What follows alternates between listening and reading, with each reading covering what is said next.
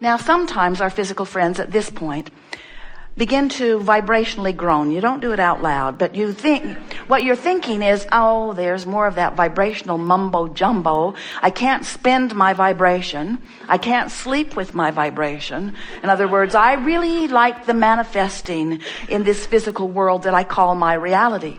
But we want to lovingly remind you that everything that you know that is manifested in terms of this beautiful planet and it's spinning in its orbit in perfect proximity to other planets, everything about the biology of your bodies and of your food, everything about the water system of your planet, everything about gravity and those physics laws that you are experiencing with such grace here in this physical environment, all of that was a vibrational reality before it became a physical reality.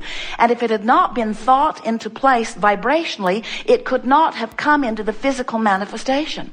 So we want you to take seriously this vibrational reality that we're going to be talking about all day here today for a number of reasons, but most important because when life causes you to ask for something, the larger part of you, far and away the largest part of you, the biggest part of you, almost the whole of you, becomes it.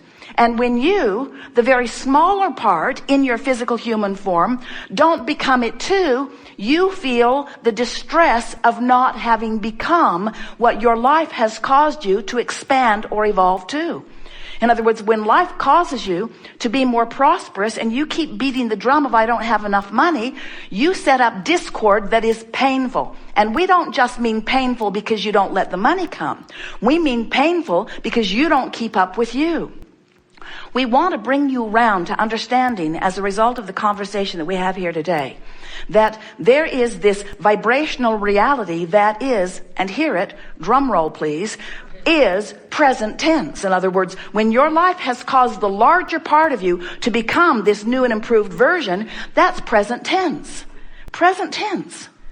Jerry and Esther have been the last couple of Decembers in Australia. And it was a little unsettling to realize that while today is Saturday in Denver, it is Sunday in Australia. What's up with that? Jerry and Esther would call their office and say, we're living your future. And it's really good. You're going to like it when you roll around to it. But as much fun as they were having with that idea of having crossed the date line, it wasn't an accurate statement at all, because now is now, isn't it? In other words, it was still now. It is still now in Australia, just like it is now right here. And we want to say to you that it is now in the non-physical where we are, just like it is now in the physical where you are. Now is now. Now is this place. No, it's not really a place. Now is this thing. Well, it's not really a thing. Now is where there is a convergence, always a convergence of the vibrational frequency of the non-physical part of you and the physical part of you. And when that convergence occurs, your emotions tell you how the party's going. If you feel frisky, oh, what a convergence. If you feel in love, what a convergence. If you feel appreciation, really good convergence. If you're ornery, not so good. If you're fearful or doubtful, if you are depressed, not so good. If you're overwhelmed, not going that well. In other words, you've got to keep up to speed with you or you're not living real time. And we want to convince you that this reality where we stand and where who you really are and all that you want is, in this vortex of creation, this vortex that has gathered all cooperative components of all that you've been asking for, this beingness of who you are, calling you constantly. And when you move in the direction of it, you feel the relief. And when you move in opposition to it, you feel the tension or the tug of war. And when you get into the vortex, you feel the reality, the now reality, the present tense reality. Just to really drive that point home to you in a way that you will never forget it, we want to say to you that this reality that you're calling reality, because it's manifested and others can sort of kind of see it, you don't share realities really. If you ever watch two eyewitness reports on the same event, you realize how different the realities are that you are experiencing, because you have very different points of view, even as you share similar circumstances. But this reality that you call reality, this knock on wood, manifested reality, what I'm having for breakfast reality, what money's in my bank account reality, what the doctors say my body is doing reality. That physical reality is old news. It's old news. It's past tense. Really it is. But you can't feel that. You can't know that unless you are feeling for the now reality. Now, there's always been a lag time of manifestation. That's a sort of buffer of time. And that's a good thing, because if you had instant manifestations, you'd be cleaning up a lot more messes than you are. But we want you to understand that if you can get the drift of what we're talking about, if you can feel the reality of this vibrational reality that we're talking about, and we know it may sound just like another religious dog and pony show. In other words, we can hear you talking to your friends afterward. Where did you go? I went to this meeting. What was it about? Well, I can't really tell you. It's sort of hard to explain. Well, tell me a little bit. Well, there's this man who calls his wife Abraham.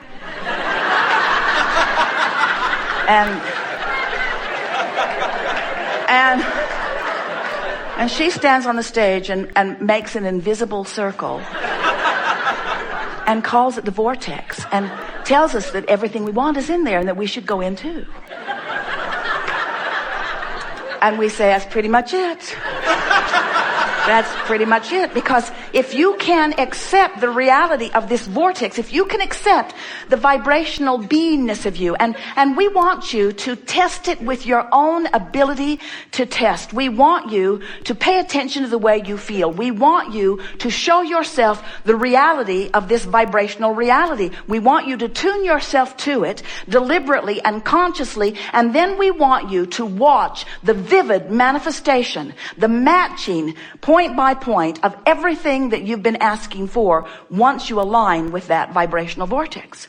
We want you to show yourself the reality that you are the creator of your reality and that your life has helped you carve out an amazing reality, most of which you are denying yourself of living because you've got this physical human disease called what-is-itis. You so want to explore what is. You so want to talk about what is. You want to compare your what is with others' what is. And we want you to understand that what is isn't what is, it's what was. It's what was. It was the bouncing off place for what is. But you got to feel for what is, and that's the part that annoys you, we know, because this physical reality is more compelling. You can see it. You can see it, you can hear it, you can smell it, you can taste it, you can touch it. Where this vibrational reality that we're crowing about all the time, you have to feel your way in. You have to feel your way in. It's where joy is. It's where love is. It's where confidence is. It's where clarity is. It's where stability is. It's where those good feelings are. It's where frisky is. But it is our promise to you, if you will feel your way in on a really regular basis until you're able to know whether you are in the vicinity or in this vortex, in alignment where you are offering one signal. In other words, the source energy, you, is offering a vibration and you are offering a vibration. And when those vibrations converge and you are offering one signal, you are powerful. You are influential. You are the creator, the deliberate creator of your physical experience. And that's what you intended when you came forth. Not one of you said, I'll go forth, explore the contrast, and once I really know what I want, I'll deliberately hold myself vibrationally apart from it. Not one of you said that. And I will complain and write books about it. I will complain and write books about it. Maybe I can get my own cable news show. I don't know. I will scrutinize the planet. I will look for other negative things. And I will gather around me all people who have decided to make a lifestyle of being outside the vortex. And together, we will just complain and complain and complain and complain. And we say, it's not a problem with that, because as there are masses of people outside the vortex, you might even be one of them occasionally. When you're outside your vortex, knowing what you don't want, you are automatically knowing what you do want. And so it cannot go wrong, because there is this vibrational wave that has an equal and commensurate part of what you do want to every part of what you don't want. If you sort of don't want something, you sort of really do want something. If you really, really, really don't want it, then there's something that you really, really, really, really do want, you see. So you can't help but contribute to this vortex. You've been doing it. You have been contributing to this mass consciousness vortex of creation that future generations will be born from. You are massively contributing to the evolution of your species and to that which is eternal life. You can't help that, but you can pinch yourself off from it here and now. You can develop chronic patterns of thoughts and beliefs that hold you vibrationally out of sync with what you're asking for. And here's the part that is so important for you to understand. The longer you live life and the more you ask and the more you expand, the more you ask and the more source answers and the more you therefore have expanded, the worse you feel when you don't go. In other words, you just can't expand the larger part of you, the vibrational part of you, and hold back in terms of your physical beliefs without feeling worse and worse and worse and worse and worse. And that's what you're seeing on your planet today. There is such a crevasse, more marked than ever before, between those who have and have not, between those who are sick and those who are well. It's as if a giant magnifying glass has been laid over everything that is in your physical realm. And whatever it is that you are consistently offering vibrationally is manifesting in incredible form. So, we know that you want to be the deliberate creator of your experience because creating by default is not satisfying.